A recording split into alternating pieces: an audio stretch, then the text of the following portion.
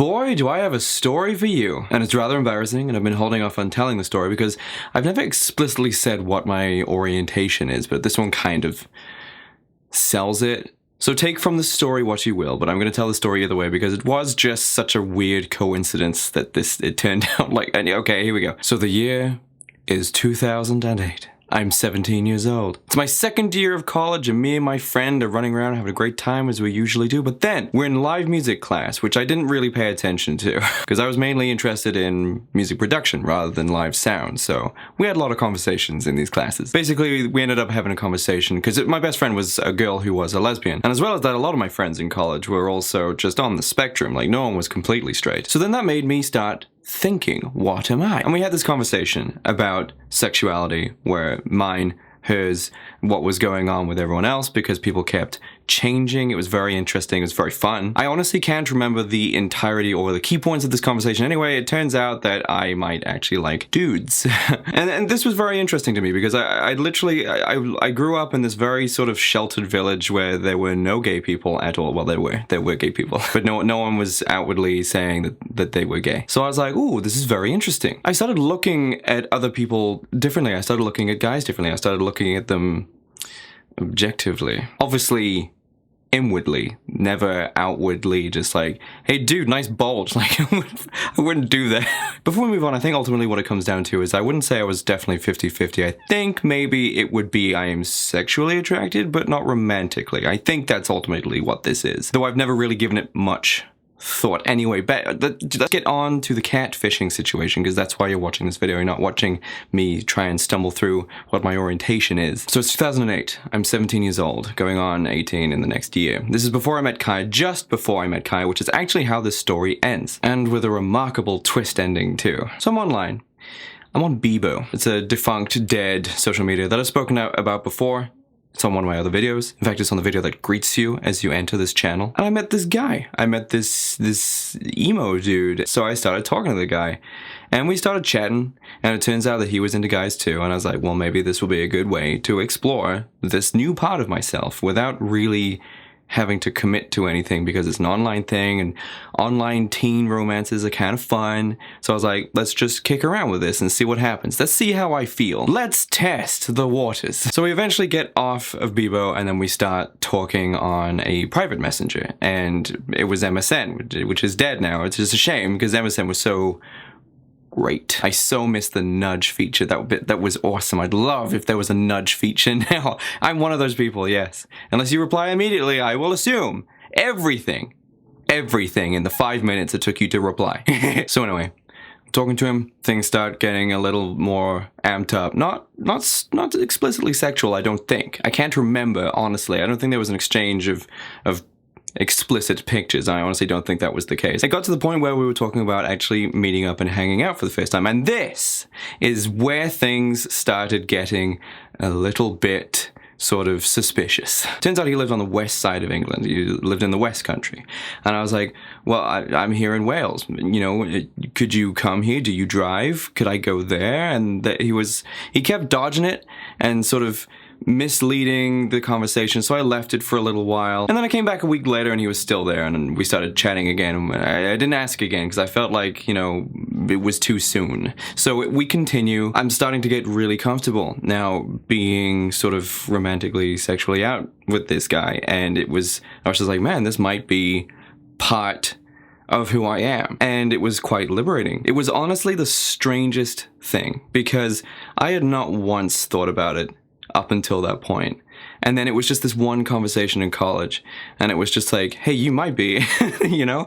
And it was just that little thought, and I was like, could this be the case?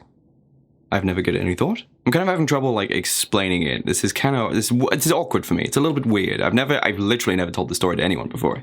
So this is new. This is the new story that no one's heard before. Anyway, so I start asking again if I can meet up with this guy, and again, he dodges the question. But after a little while, he says, do you know what? My parents are actually driving over and I'm going with them. I remember now he said it was his parents. They were going to go on holiday to where I was, right? And he was going to come and we were going to hang out. So I tell him where we were going to hang out, and he agrees, and I sent him the little Google Maps image of like where it was, and I was like, right here, so we can meet here. And he was like, yeah, in a week, right? And he was like, yeah, we're gonna meet there in a week. And I was like, I'm so excited. So over the preceding week, I was extremely nervous because up until this point, everything had been online, and it was just like it was like talking to a chat bot, right? Everything was just hypothetical. Everything was just contained, controlled environment. But then I started thinking, like, what if he doesn't like me like in person? What if I don't like him in person? What if this is purely just an online thing? But it turns out I didn't have to worry about any of that anyway. A week passes, the day and the time arrive, and I am standing at the spot. The aforementioned spot that we both agreed would be the place that we would meet for the first time. And guess what? Yeah, he doesn't show up. It was raining that day too. It just made it more dramatic, but I was just kind of like, I was a bit relieved, but at the same time I was kind of like, man, I was actually really looking forward to exploring this part of me, you know? Anyway, I get back, I hear nothing for a couple of days, and then he's like, oh, dude, yeah, at the last second, you know, they didn't come down, or they decided to go somewhere else. I honestly can't remember, it was so long ago, and it was such a small period of time that this happened in. So after that, I started to pull back from the conversations we had, because I kind of felt like he just didn't want to meet me, which was actually kind of disheartening because I remember I'd actually sent some photos of myself with my clothes on. I felt like it was after that he was a little bit apprehensive, and that sort of made me feel like crap, and I was really down about it. So the months pass, and we're getting into 2008, 2009, 2010. This is where I met Kaya, and then when I met Kaya, that part of me sort of stopped, and it all became about Kaya. And we started talking, and, you know, it was just me and her. And this part of my life didn't creep up again until I visited Kaya for the first time. I think it was maybe the first time, it was like 2009, I think. So I flew over, and I meet her mom, and we go to her apartment, and I'm in her room, and we're sort of just scrolling through the internet together, and we're sort of going through all of our social media and talking about the friends that we have. And this is the time of Vampire Freaks, when Vampire Freaks was like a grade A social media that gothy people used. But now it's just a predatory ground for really, really horny incels. If I remember correctly, Kaya actually made like a fake account on there, and I think it was like within 5 minutes, there was like 4 sexual comments in her inbox. It was her and a friend. I can't remember what happened, but I'm sure she'll tell that story. So anyway, we're going through Vampire Freaks, and she's showing me all of her friends. And lo and behold, a very familiar profile photo showed up. Oh yes.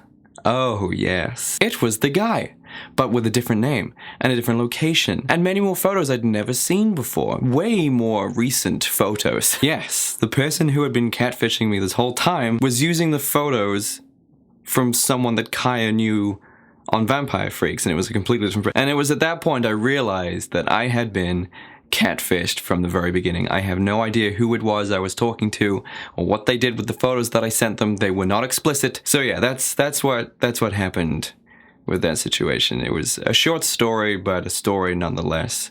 And sometimes I still think about it now. I'm like, man, I'm so glad that my catfish situation was that tame. Could have been so much worse. Now, what I want you guys to do is leave your catfishing stories down below, because you guys have been blowing up my comment section recently, and I gotta say, it's actually a pleasure to read every comment that I get. My Why Do I Dress Like This video has over 1,000 comments, and I have read every single one. So let's continue the tradition. I want you guys to leave a comment, as I previously mentioned, about your catfishing situation. I feel like everyone has one to a degree. And what's interesting to note is that I think, because there are enough of you here, there may or may not be those of you who have catfished before. And if you're brave enough, and if you repent enough, maybe you could leave a comment about how you catfished someone. Now that would be an interesting comment to read, huh? If you're wondering where I got this beautiful shawl from, I think it's a shawl. I got this from Virgin Black. There is a link in the description. I don't think this is on there anymore. I bought this many years ago, but Virgin Black does have a lot of beautiful items that you guys can check out. So go and check out Virgin Black. I do have a lot of items from there, so I'm sure you'll find something very good on that website. Lastly, before I go, while I was away, I didn't get to upload a video, which means pretty much the last couple of videos I did were the only ones that were getting views and comments. And it was very interesting to see a lot of like I said, there's 1,000 comments in there now. There was like 17,000 views that came in while I was away, and there was like an extra 400 comments that came in, and it's very interesting to see people's different reactions to me, and it's funny seeing some people's reactions very similar to those guys I explained, where the sparks go off behind their eyes and they can't seem to understand what it is that they're seeing. Yeah, I can still see that happening. But there was one primary thing that I did pick up on that people were very confused about, and that is my accent. Why do I sound American and Australian and Danish and South African and English? Where are you from, Jake? What is your accent? Well, I'm gonna do a video explaining exactly why I sound the way that I sound. Oh, anyway, thank you so much everyone for tuning in. I will see you guys in the next video. I'm sorry if this one is just not the usual flair that you're expecting from me. I'm very tired, and I had a very crap birthday.